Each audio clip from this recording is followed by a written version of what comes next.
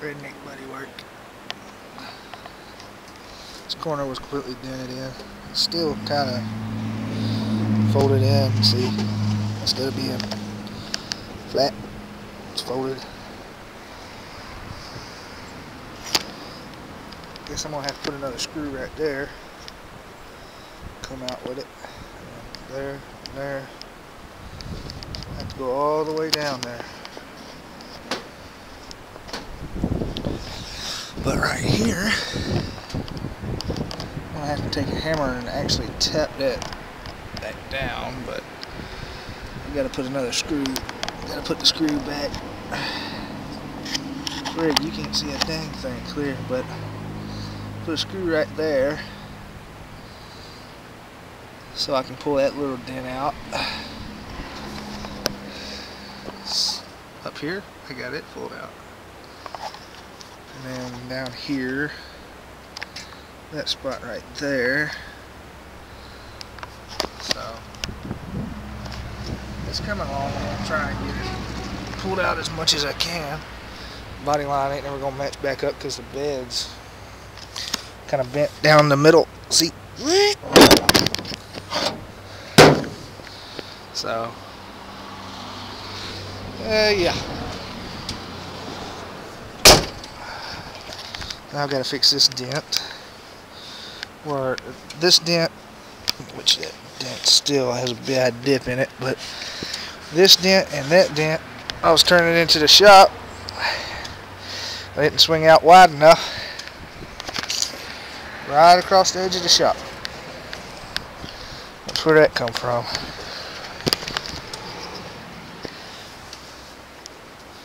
And then, of course, you know, this was all self-inflicted by me. You know, the good old wham, wham, wham, wham, wham. Just beating the mess out of it. So, cleaned up my engine bay. Taped up all my wires that I didn't use, didn't need, whatever. I gotta find my alternator wire, and if I don't, it's gonna cost me like 22 bucks to replace the wire.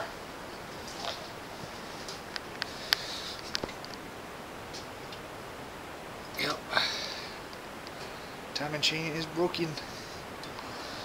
And like I said, I gotta get the puller, find my puller, or borrow a puller, or whatever, and pull that harmonic balancer off so I can get the timing cover off, so I can get this chain out and show y'all for the first time on YouTube what a broken timing chain looks like. Not timing belt, timing chain, because I couldn't find one on there, and a few people I've talked to hasn't ever heard of a broken timing chain.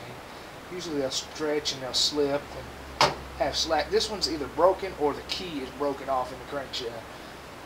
Either way, it's going to be a pain in the tail. So, my $2.50 light. Yay! Clamp on. Turn my $2.50 light over here. Got a lot of wiring taped up over there that used to be hanging all over the place. Got my sensors back up in the corner. The headlight assembly was really easy to take out. If y'all are working on one of these Fords, it's really easy. See, that stud and that stud and that stud and that stud is all that holds this light in. I'll set you down for a minute.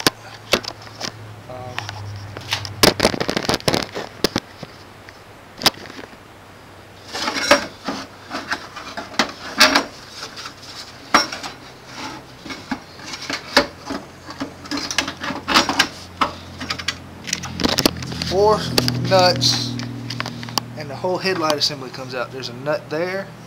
Of course, that's where your grill attaches, so you got to take that out, or take your screw out of there. And then a nut there, and then over here behind the battery, back up in the abyss down there, is two nuts. Right here and here, damn it, here and here, back down in that slot there. It's two nuts, and the whole assembly comes out. Don't have to mess with your adjustment or anything. So it's the only reason I took it out, because it was easy to take out.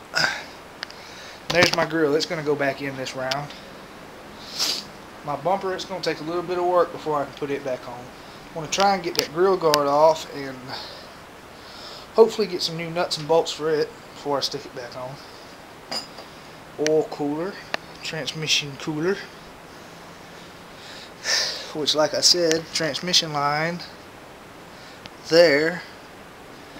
The steel line itself busted also, instead of just the rubber line.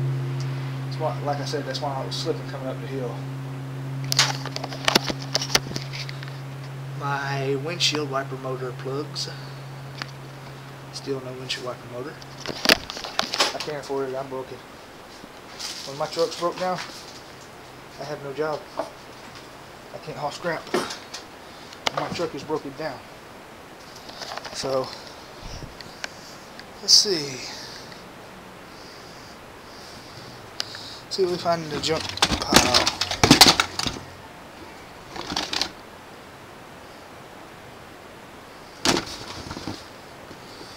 Let's see. I don't know, not too much in the junk pile.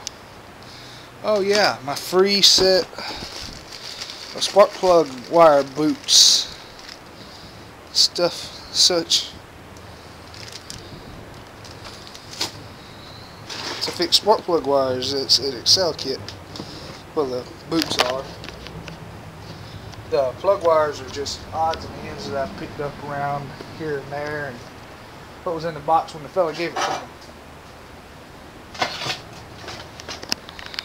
My mirror glass is broke. Gotta get a piece of mirror glass. Gotta do that, because that's aggravating.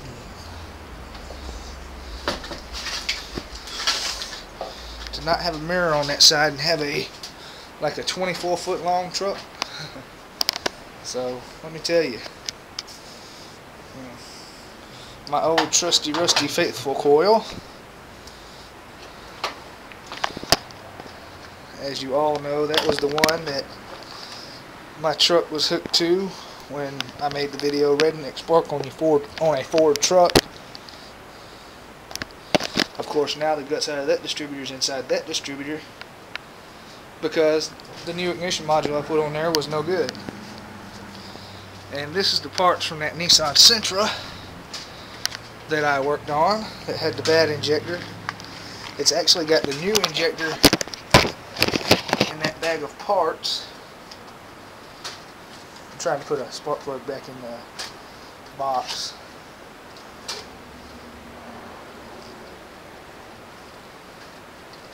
But it's got a new injector in here for that 93 Nissan Sentra. She left it here by accident when she left that day. But it's VWD, a hot pink. You see a hot pink fuel injector. So I'm waiting on her to come back so I can put this in. You know me, I don't charge much. VWD from O'Reilly's, I believe. NASCAR Performance. Anyway, I'll let y'all go.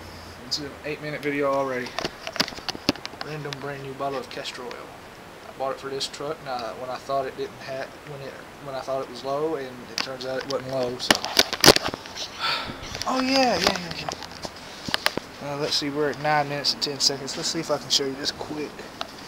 On these Ford trucks, the computer is right here behind the kick panel. You see that silver box? Right there. That's the computer. So it has one bolt and a clamp that holds it in. Bolts right there, if you can see that, right there. And the clamp goes around it, and if you ever need to take your computer out of your truck for some reason. Alright, I'll let y'all go. 10-minute video. I miss doing videos.